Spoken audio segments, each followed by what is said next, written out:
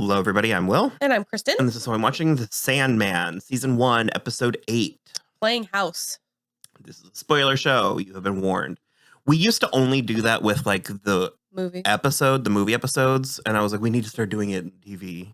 It's a little more expected and episodic, but... So, still thoroughly enjoying this. Yeah. Still loving this. This is a different show. Yeah, the second half story. Is different, for sure. Again, I'm enjoying it. I'm having a slightly hard... It's very plotty. So I'm having, like, I feel like the first chunk was a little bit more abstract or cerebral. And so I'm having... it feels daunting having to sit down and talk about it because I feel like there's a lot of things that, you know, we have to sort of keep straight. But basically the premise of this one was Dream is trying to find Galt, who was one of the rogue nightmares. Yeah. And Galt has somehow stumbled upon Jed and taken pity on him. So she was just sort of living with him, trying to make his, like, dream reality better because his real reality is abusive. I know this is a thing. I know it is, but doesn't mean I have to enjoy watching it. I hate it. Yeah. Fucking Barnaby. I'm glad that his eyeballs got eaten, which now we know for certain the Corinthian is eating eyeballs. But he's extracting them and then eating them, probably with his eye mouths. Oh, that didn't even... it occurred to me. Yeah. Because the blood was dripping off kilter. I guess. It was like dripping on the left. Yeah. And then we would get blood drips on the... Also, I feel like it's a one biter for like a mouth. But I feel like you would have to chomp into it with an eye mouth. It would be 2 bites at least. It's terrible. Oh. I hate it so bad. So, and this is a pretty...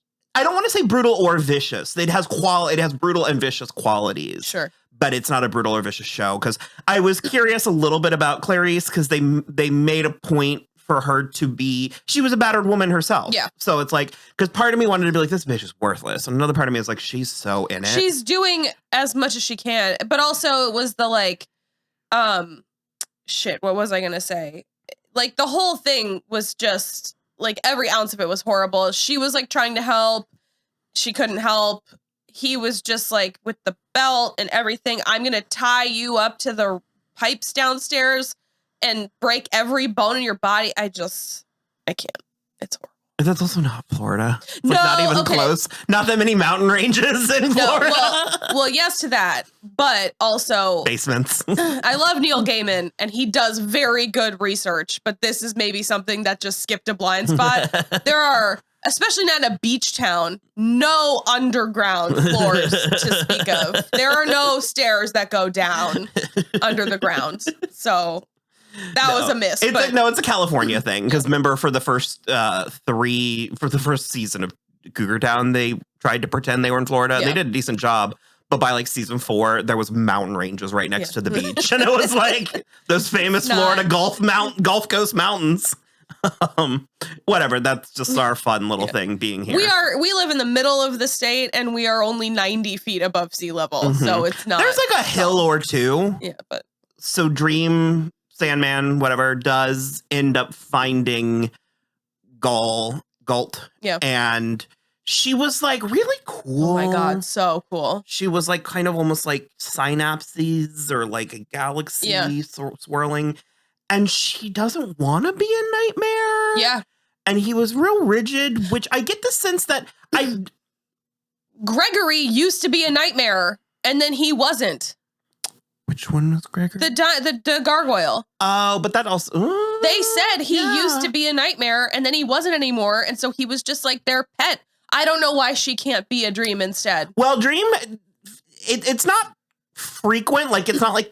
He has a temper, it seems. Yeah. Like, he has sort of... Like, he can be tempestuous. I tried to use that earlier, and I think it's better suited here. Yeah. So he punished her by evaporating her. Sending her to the darkness for thousands of years or something. And Lucien didn't approve. Yeah.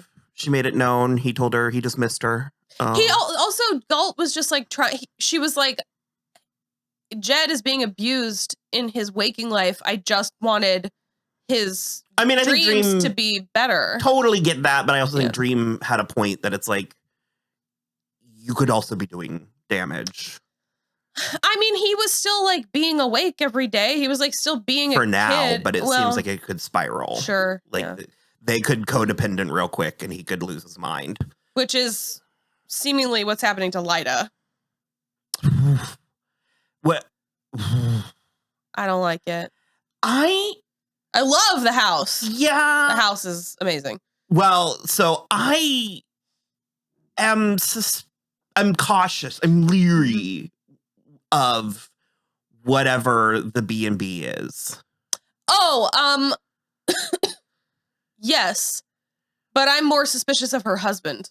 Yeah, he feels like he is something outside of just her. Yeah. Like it feels like there's a nefarious seed in there. Yeah.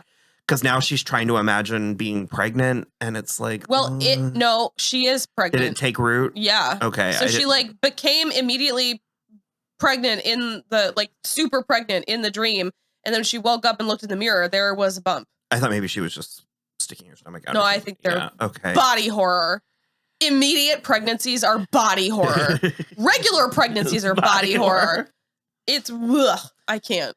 But because after his I was cautiously suspicious of how I accepted that he was good. I was fine with that, but I had one finger on that. And then after his interaction with Corinthian on the beach, I really sort of softened. But I don't know. It feels like it gives me the island of the Lotus Eaters or something. Okay. There's something about the B&B that I am not, it doesn't Maybe it's feel on the Fiddler's Green. Maybe. It doesn't feel on the up and up all entirely for me. Yeah. Also, Barbie and Ken seem like they're on different pages. Yeah. A little. Because Rose went walking in all their dreams sort of by accident. Oh, Rose Walker. Ha ha ha ha ha. How'd they do that? Gotcha. And so she was sort of accidentally walking through all their dreams. And he was dreaming that she had locked him out of the car nude. Which how? I don't know. Like if she'd locked him out of the house nude, that would work. Sure. But how does one lock him out of the car nude? Well, yeah. And then her dream was her and Martin Tenbones, which was like a big sort of like woolly mammothy bear creature. He was in the first shot of the first episode when they're going through the dreamscape. Okay. He was like on a ship. Okay. And I was curious if we were going to see him again. And she was like a princess and they were with glasses. Yeah. And they were like on a quest to find something inside the bones of some animal creature. Very weird and interesting. Because Will, your husband, assumed I was going to like her for obvious reasons, and for obvious reasons I did. But he was like, the cherry on the sundae was the fact that she's kind of like a super nerd. Yeah. Like she's just a weirdo and a Barbie. Having sort of like a dream that if that had been a scene wholesale lifted from The Magicians, I wouldn't have batted it. Well, I was sort of like, can we watch this show? Yeah. Yeah. Let's spin this 100%. Off. Barbie and Tenbones. And then I'm still not entirely sure what the twins, Zelda and Chantal, I think. Yeah, one of them was like giving a presentation about the letter Z. It was about a sentence that she had fallen in love with. Yeah. That was her dream. I don't know. Then the other one was just sort of like a weird goth girl. In a cemetery. They're in both a bone orchard. Weird goth girls. Apparently Neil Gaiman likes that because that's what the first episode of American Gods is called, The Bone Orchard. I think it might be just like a Britishism for cemetery. Yeah. So Rose was able to talk with Jed through his dream. Yeah. He seemed receptive to her. Lyda, she went back to Mrs. Rubio, and Mrs. Rubio, I appreciate the morally gray that Neil Gaiman gives characters that are going to suffer untimely deaths. Yeah. Most of, not all of them. But she certainly didn't deserve to have her eyes eaten by eye mouths in her own office. Although she was... What a sight to go out on. She was drinking on the job. And she didn't seem terrible, like worthless. But what gets me the most, especially in fictionalized accounts of like foster care systems or whatever, what makes me the most angry is when they just are like, oh, well, the law says my hands are tied. And I'm like, there are loopholes for everything. Well, and to my understanding from the minimal docuseries that I have watched, it's not so much the bureaucracy as it is, this is a dodgy subject matter. I just feel like some of them are better. Some of them take it more seriously than others. Yeah, well, and also we got like, and so we got the sense that she didn't seem incompetent but it was odd. It was strange. It was three-dimensional. Because we also got the information that like Barnaby is unwilling to part with the $800 a month. So that is apparently just like what's keeping them afloat, I guess. I don't know. Yeah. The whole thing is just disgusting. I want to know where they came from. And like, because she's sitting in that house and I'm like, there are so many red many red flags. It looked terrible. Yeah. It was odd. It was odd. And I also, again, it's not, if it had been an adoption, I think I would have really just left it alone. The fact that it's a foster care thing, that's not like a closed adoption where you are not allowed contact anymore. Mm-hmm. It's a whole different thing. The foster care system is supposed to be, it's not, but it's supposed to be very transparent. So the Corinthian was able to find Jed and went and killed Barnaby and Clarice, presumably. Well, there were bodies in bags. Yeah. And now he's driving off somewhere with him. Yeah, I think they're going to try to find, he wants to find Rose. That's the whole thing, is he's trying to we find found Rose. out that, so the vortex is that she's just sort of a weird anomaly that can like venture into other people's dreams just cause. Yeah. And she was able to wander directly into the throne room of the dreaming. And so that was concerning. So, well, Lucien was concerned.